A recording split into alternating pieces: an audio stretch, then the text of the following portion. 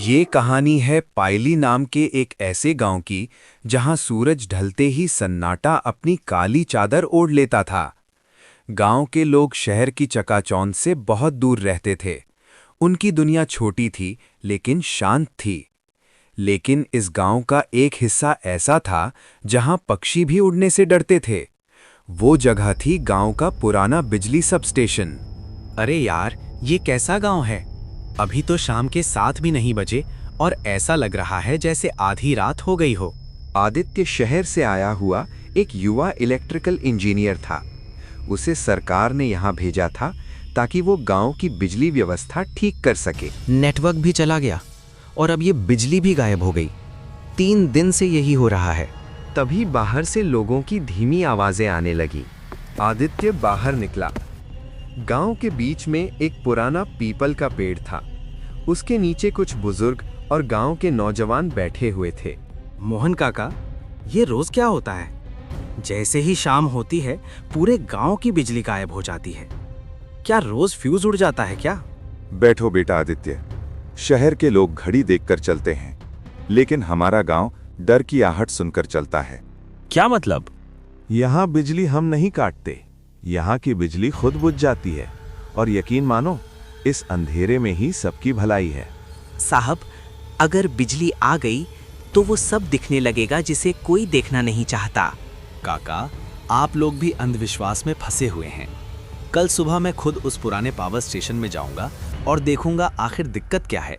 शायद कोई तार ढीला हो गया होगा या ट्रांसफॉर्मर खराब हो गई होगी। आदित्य की बात सुनते ही वहां बैठे सभी लोगों के चेहरे अचानक बदल गए। हंसी गायब हो गई, सन्नाटा छा गया। ओ प्लीज काका, मैं इंजीनियर हूं, भूत प्रेत नहीं मानता। उस रास्ते के पास एक पुराना तालाब है जहां सालों पहले एक हादसा हुआ था। उस दिन के बाद वो जगह इंसानों की नहीं रही। वहां हवा भी रुक जाती है और परछाइयां अपने आप चलती हैं। काका, मैं यहाँ काम करने आया हूँ, डरने नहीं। कल सुबह मैं वहां जाऊंगा और शाम को पूरा गांव रोशनी से जगमगाएगा। आदित्य गुस्से में पैर पटकते हुए अपने सरकारी क्वार्टर की तरफ चला गया। उसे लग रहा था कि गांव वाले झूठ बोल रहे हैं और काम ना करने के बहाने बना रहे हैं। लेकिन उस रात आदित्य को पता चलने वाला था। अचानक बाहर हवा तेज चलने लगी थी। पुरानी खिड़कियों के शीशे खड़खड़ाने लगे। पूरा गांव अब पूरी तरह अंधेरे में डूब चुका था। दूर कहीं कुत्ते के रोने की आवाज आ रही थी। आदित्य ने अपने बैग से टॉर्च निकाली और मेज पर रख दी। ये गांव वाले भी ना भूत प्रेत की कहानियां बनाकर बैठे रहते हैं। वो बिस्तर पर लेट गया, लेकिन अजीब बात यह थी कि उसे नींद नहीं आ रही थी। कमरे में एक अजीब सा सन्नाटा था। फिर उसे ऐसा लगा जैसे आंगन में कोई चल रहा हो। धीरे धीरे नंगे पैरों की आवाज, जैसे कोई गीले फर्श पर चल रहा हो। आदित्य अचानक उठ गया। कौन है? बाहर से कोई जवाब नहीं आया।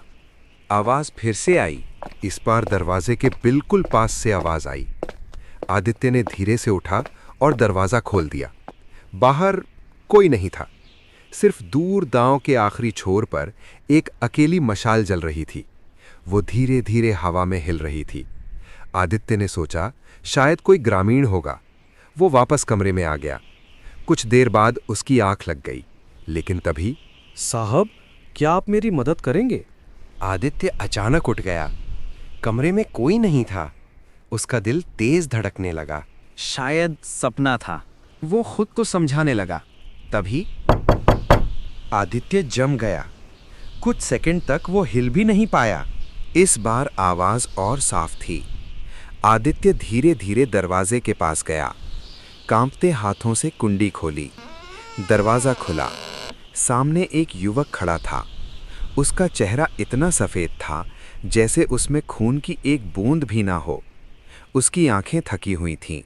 कौन हो तुम? इतनी रात को यहाँ क्या कर रहे हो? साहब, माफ कीजिए, मेरा नाम विक्रम है। मैं पास के खेत वाले घर से आया हूँ। मेरी माँ बहुत बीमार है। उन्हें तेज बुखार है और सांस लेने में तकलीफ हो रही है। इस बारिश में कोई मेरी मदद नहीं कर रहा। सब ने अपने दरवाजे बंद कर लिए हैं। साहब, मैंने सुना है आप शहर से आए हैं। शायद आपके पास दवाई हो। कृपया मेरी मदद कर दीजिए। आदित्य कुछ पल चुप रहा। उसे मोहन काका की बात याद आई। पुराना रास्ता, पुराना तालाब, मौत का दरवाज़ा, लेकिन सामने खड़ा एक बेबस बेटा था। देखो विक्रम, मैं डॉक्टर नहीं हूँ, लेकिन मेरे पास फर्स्ट एड किट है। मैं कोशिश कर सकता हूँ। धन्यवाद साहब, बस जल्दी चलिए। तुम्हारा घर दूर है क्या?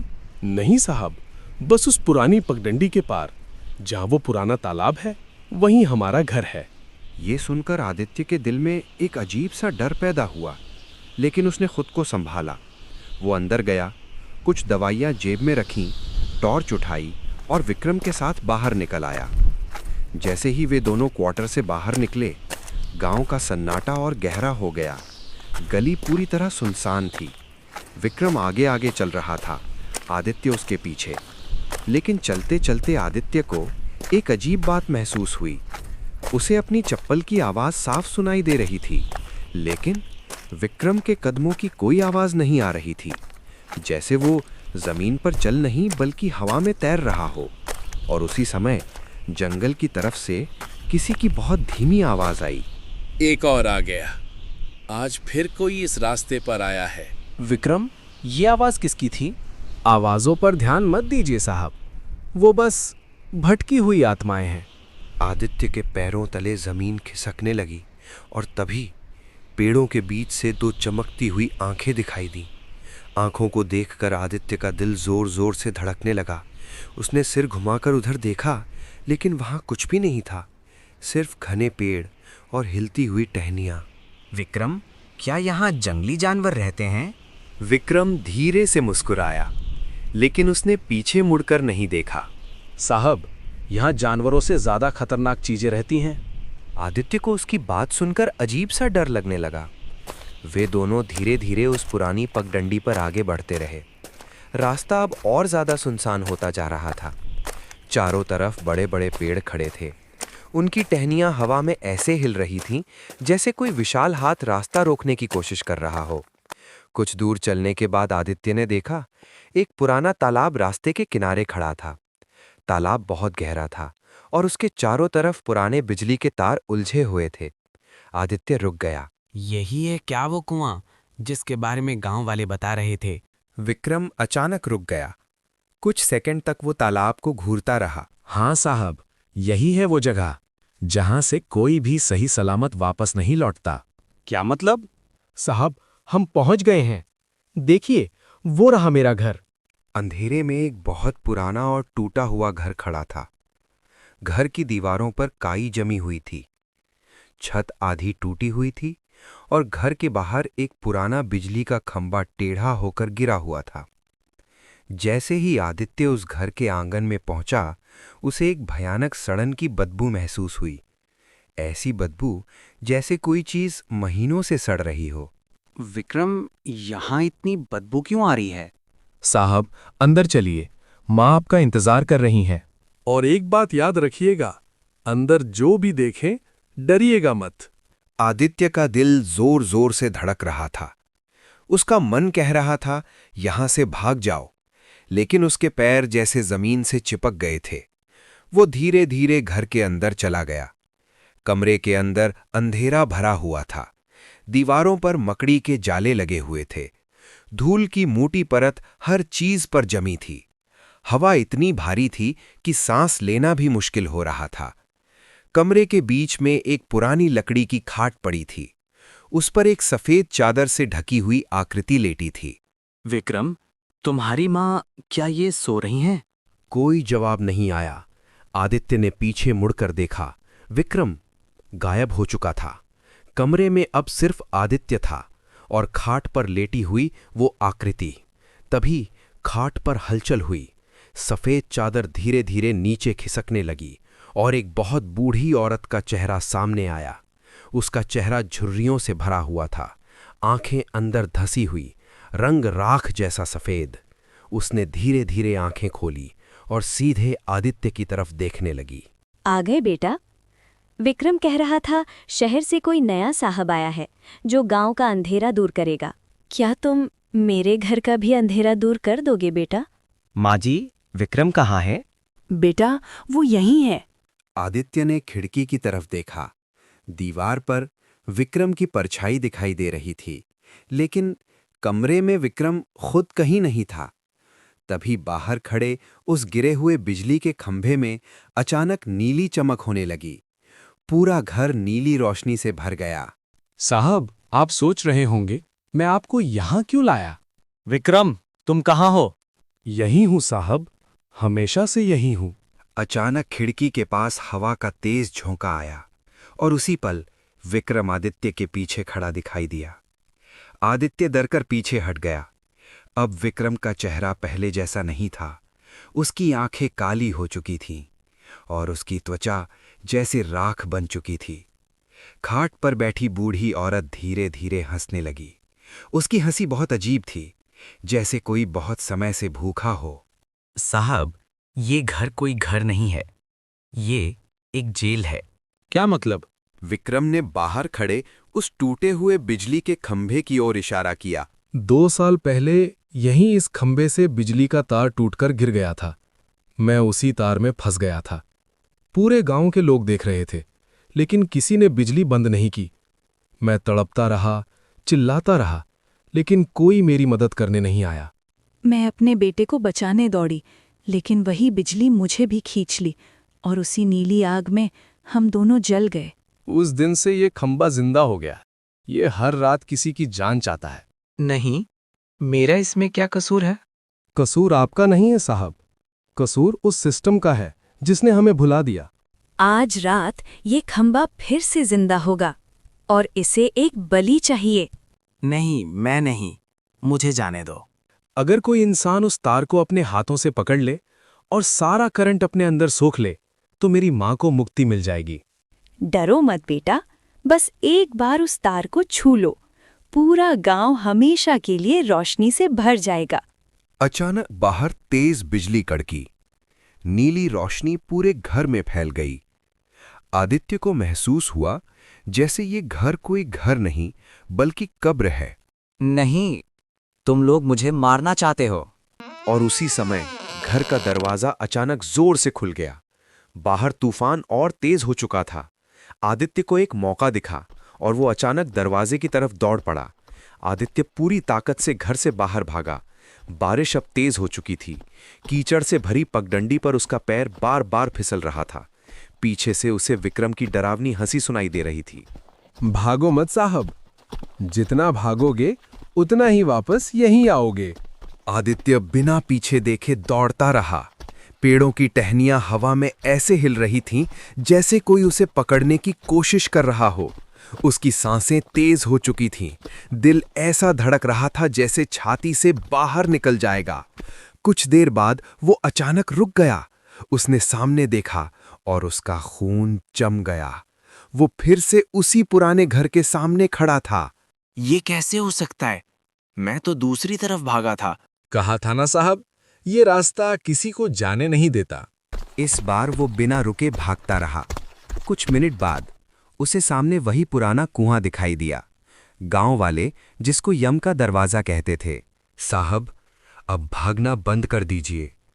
यहीं से सब शुरू हुआ था और यहीं सब खत्म होगा। तुम लोग मुझसे क्या चाहते हो?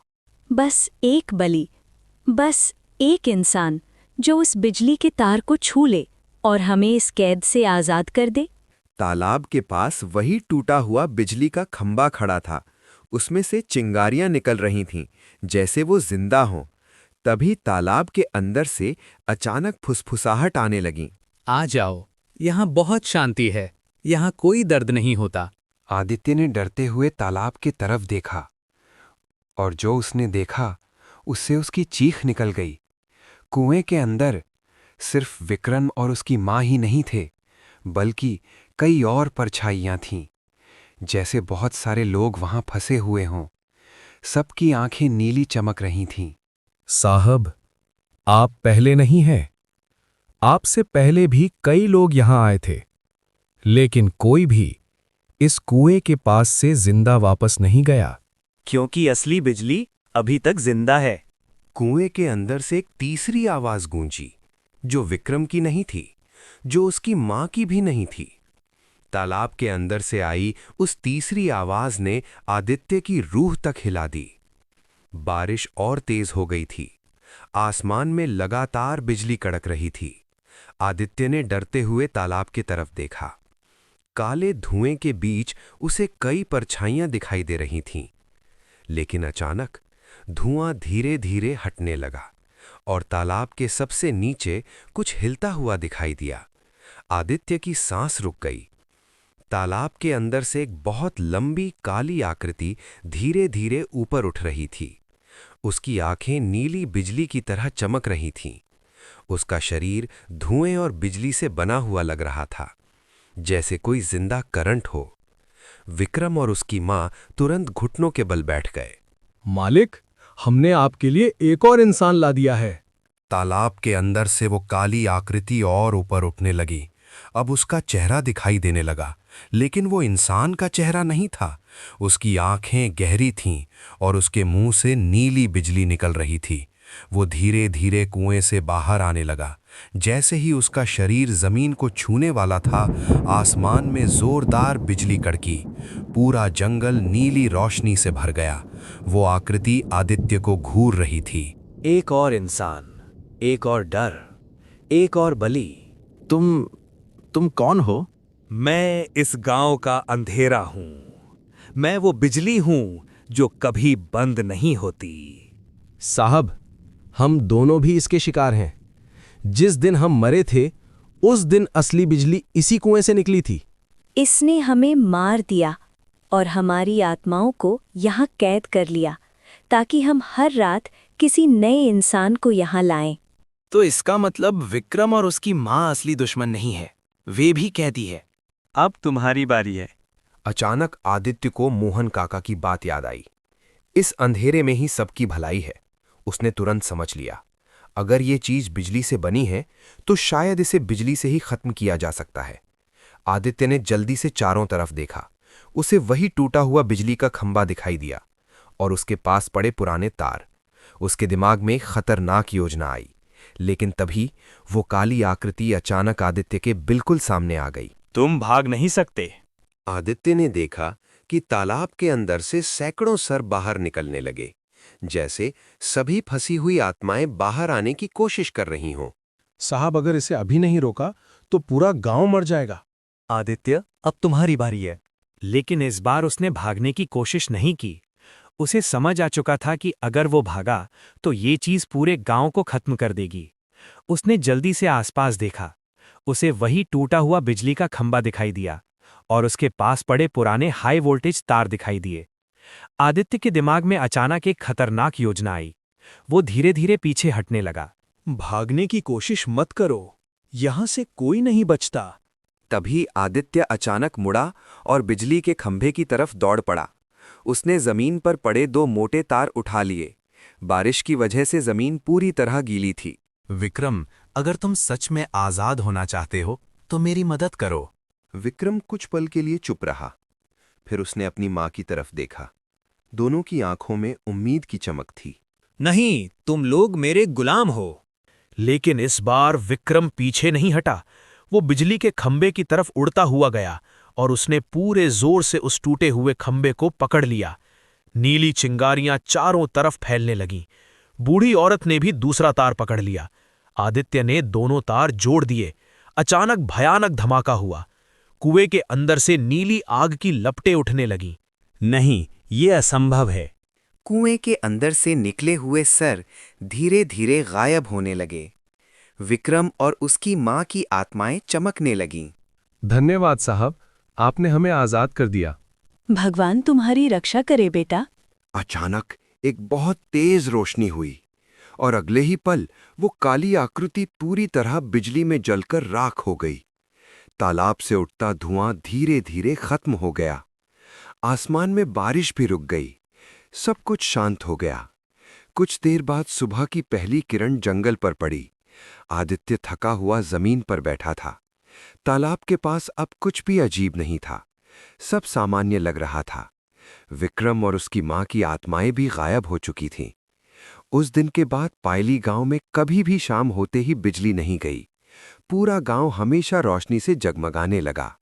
गांव वालों को आज भी समझ नहीं आया कि उस रात क्या हुआ था, लेकिन मोहन काका जब भी आदित्य को देखते तो बस मुस्कुरा देते। अगर आपको ऐसी गांव वाली डरावनी कहानियां पसंद हैं तो चैनल को सब्सक्राइब जरूर करें।